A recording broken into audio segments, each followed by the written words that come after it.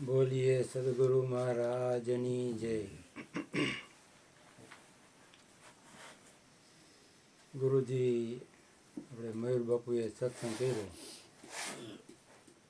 એમાં આત્મજ્ઞાન ઉપર ખાસ ભાર મૂક્યો એમ કે પેલું પગથિયું તમારી પાસે આત્મજ્ઞાન હોવું જોઈએ.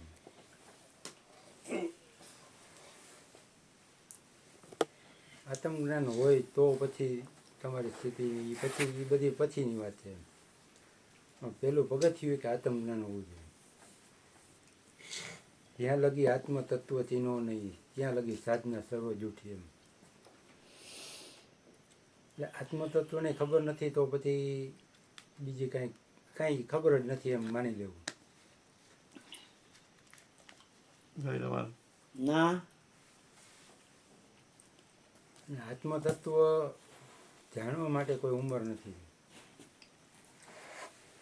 ગુરુજી આત્મજ્ઞાન આપે તો આવું ઘણીવાર નાનું છોકરું હોય, થોડીક સમજણ હોય પણ એ તોય આત્મજ્ઞાન આપી દે. એવું એક આપણે ઉદાહરણ સત્સંગમાં આપીએ બાપુ, ભાઈ પ્રહલાદને આત્મજ્ઞાન થયું. પ્રહલાદ તો આવું નાનો હતો એમ. તો કોઈ તો પ્રશ્ન, ભાઈ આ તો આવી કે નાનો છે, આને આત્મજ્ઞાન ક્યાંથી થઈ ગયું? અને ઘણા કે બહુ વૃદ્ધ થઈ ગયા તો એ સંન્યાસી ને સાધુ થઈ ગયા એને આત્મજ્ઞાન નથી મળતું, આને ક્યાંથી મળી ગયું?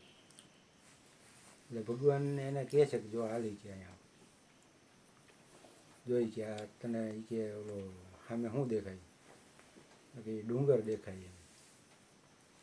તો હાલે કે નજીક જાય.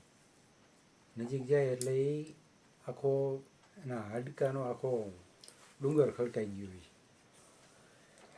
તો આ શું છે કે તો આ તો એ કે હાડકાનો ડુંગર છે કે એ ડુંગર છે ને એ આટલા જન્મ થયા કે પ્રહલાદ એટલા જન્મ થયા કે આવતો આવે ત્યારે આ એની સ્થિતિ બંધાણી જાય. એટલે એને બાળપણમાં આત્મજ્ઞાન થયું.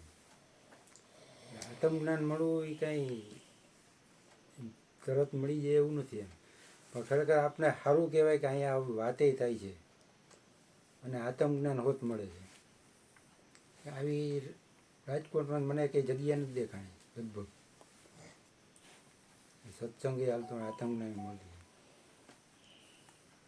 એટલે ખરેખર મારી જ વાત કરું, પહેલાં હું અહીંયા શરૂઆત થઈને મારી એ પહેલાં મારા બાપુજી મને કહેતા કે ભાઈ તારે કે ગુરુ છે કે નથી તો એ કે ગુરુ કરવા જોઈએ.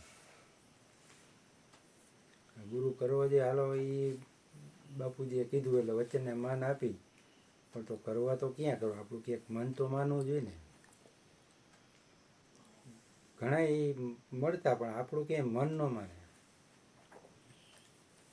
પછી મારા બેનને આ જ્યોતિમાની આવતા ને એ લોકો અહીંયા આવતા રમેશભાઈની. પછી એને વાત કહી કે તારે એ કે ગુરુ કરવા ને તો કે ગુરુ કરી લેવાય એમ, અહીંયા છે આ ઠેકાણું. એ વાત થઈ એને અમુક ટાઈમ નીકળી ગયો, દોઢ વર્ષ નીકળી ગયો. પછી પાછું રિપીટ થતું હોય ભાઈ ગુરુ કરવા દે એટલે પછી એમ થયું કે હાલો ને જાય તો ખરા હું વિશે. એક દિવસ અહીંયા આવ્યો સત્સંગ સાંભળ્યો. અરુણ બાપુએ બધી પેલા કરતા સત્સંગ હજી નિત્ય ચાલુ જ છે ગુરુ કૃપાથી. પણ ટૂંકમાં આપણને મન માન્યું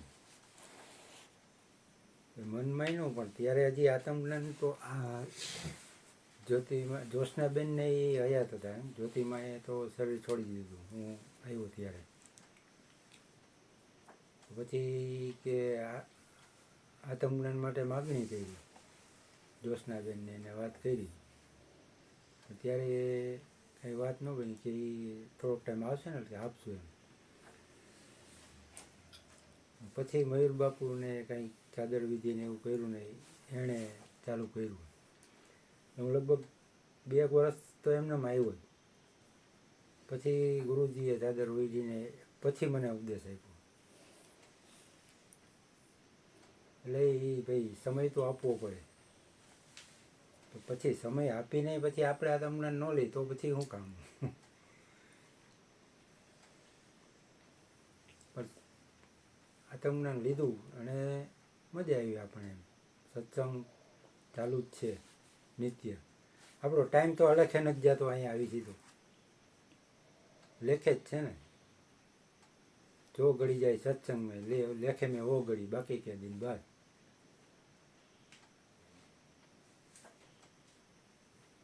એટલે ખરેખર જો ખબર ન હોય તો આદમ જ્ઞાન લઈ લેવું જોઈએ. ગુરુજી તો સામેથી કહે ભાઈ તને ખબર નહીં તો જાણી લે નહીં કે હાલ કાંઈ ખર્ચો નથી કરો, હું આપી દઈશ. એટલે ઉદારતા એમ કરુણા કેવડી તો કોઈ જીવ જો એ માર્ગે જતો હોય તો. બીજી એક વાત એ માનતાની તો આપણે ગોરધનભાઈ એ સારું નહોતું ને એ ઉદ્દેશ તો એનો કેવો શુભ ઉદ્દેશ જ હતો ને કે ભાઈ ઘરવાળાને સારું થઈ જાય તો આ ઉદ્દેશ તો સારો જ હતો, એમ કંઈ ખોટું નથી. એટલે અમારે એક ભાઈને અહીંયા છોકરાનો જન્મ થયો. છોકરાનો જન્મ થયો તો કે પછી આપણે હે ને કે ગિરનારે જઈને કે હાકરથી જોખવું. હવે એ માનતા તો લેતા લેવાઈ ગઈ. પછી ટાઈમ માંડ્યો જવા માંડ્યો ટાઈમ જવા જ માંડ્યો. પછી ઓલો છોકરો લગભગ 15 વર્ષનો થઈ ગયો. એટલો ટાઈમ પૂરી ન થયો.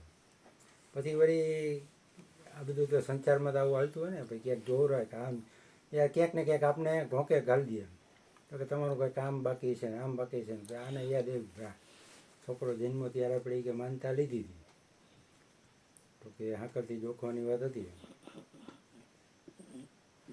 તો માનતા પૂરી કરી આવી છે. તો હવે સંસારી લોકો કેવું કરે આ જે વાત છે તો એને વિચાર્યું કે આપણે છોકરાનો જન્મ થયો ત્યારે એનું વજન કેટલું હોય છે.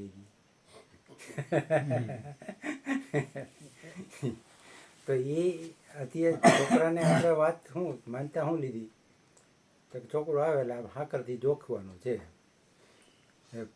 એ આવ્યો ત્યારે કદાચ માનો કે હાલો 3 કિલોનો હોય કે 3.5 કિલોનો હોય, વરદીનો થાય ત્યારે લીધી હોય તો કદાચ 5-10 કિલોનો હોય. હવે 15 વર્ષનો છોકરો થઈ ગયો તો ત્યાં તો કેટલો વજન હોય તો 50 કિલો હાકર એ જોઈએ કાંઈ નક્કી થોડું. બોડીવાળા હોય તો 75 કિલો જોઈએ. પણ આપણે માની કેવું એમ સંસારી લોકો કેવી ઓલી કરે એમ કે ત્યારે આવ્યો ત્યારે આપણે કેટલો એ જોખીને દીધું એમ ભગવાન માની જાય. બુદ્ધું થોડા છે. હનુમાન બાપાને રૂપિયાનું તેલ ચડાવી રીઝી જાય. પરીક્ષામાં પાસ કરી દેજો 10 રૂપિયા ધરાવું. નાળિયેર ઉધાર. એટલે એમ તો એ રીજે એવો નથી એમ. હનુમાન બાપાને પછી રૂપિયાનું નાળિયેર ચડાવીને માગણી તો પછી કરોડની હોય. હવે કરોડ હોય તો રૂઆ વોજ ભરીને ડાવ નહીં. હનુમાન બાપા એમ કહે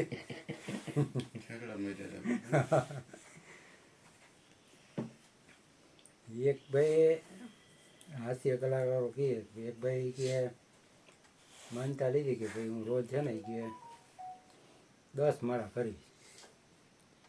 10 માળામાં પછી ભાઈ સંસાર છે ને સમય ઘટે તો 10 માળા એક દી પૂરી ન થઈ ગયો ન આજે કે 9 થઈને હાલો એક કાલે 11 કરી નાખી. કાલે એક દી 11 કરી નાખી. પછી 10 ચાલુ કરી. વળી કંઈક તૂટો આવ્યો તો 5 માળા ગઈ. હાલો બીજે દિવસ એમ કરતાં ઘટતી ગઈ તો પછી હવે શું કરવું છે આવી માળા. બાપુએ કીધું કે માળાનું કે આટલી તો કરવી છે કે આટલી માળા ફેરવી એમ 10 માળા તો ફેરવી છે. હવે તો માળા ચડી ગઈ આમ તો ભેગું નહીં થાય કે પછી શું કરવું તો માળા ચડાવી આંગળીમાં.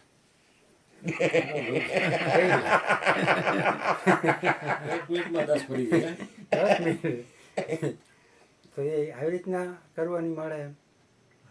એટલે સમજણ વિના તો આવું બધું છે એમ. સમજણ વિના ભટકે કોઈ મથુરા કોઈ કાશી. એ સંસારની બધી સમજણો આવી છે. અહીંયા આવી તો આપણે કાંઈક ને કાંઈક બે ઘડી આનંદ કરી મોજ કરી અને સત્સંગ કરી સારું સારું સુવિચારો તો કાંઈક મળે એમ અહીંયા આવી તો કાંઈક મળશે બાપુ કહે ભાઈ પોદળો પડ્યો હોય તો ચપટી ધૂળ લઈને જાય બે વાક્ય કાંઈક તો સારું બે શબ્દો સાંભળવા તો મળશે અનુભવ તો એમ કે ભાઈ અહીં તમે કદાચ આવી ગયા એટલે બસ ભાઈ ભલે ને હોઈ ગયા હોય ઉઈ જાવ તો તમારો હા હોઈ જાય તો તમારું કલ્યાણ છે રોજ ભરાઈ જાય. રોજ ભરાય. ખેડૂત નથી કહેતા કે ખેતરે આટો મારી આવે ને એટલે કે એને રોજી સડી જાય. હા એટલે ખરેખર ઉદ્દેશ ને આશય સારો છે બાપુ કહે તો આત્મજ્ઞાન લઈ લેવા જેવું ખરું ન લીધું હોય તો બોલીએ સદગુરુ જો મહારાજ ગુરુ કૃપાથી એક ઓલું છાપું દેતો બોલું. બેટા એક ગુરુ કૃપાથી બોલું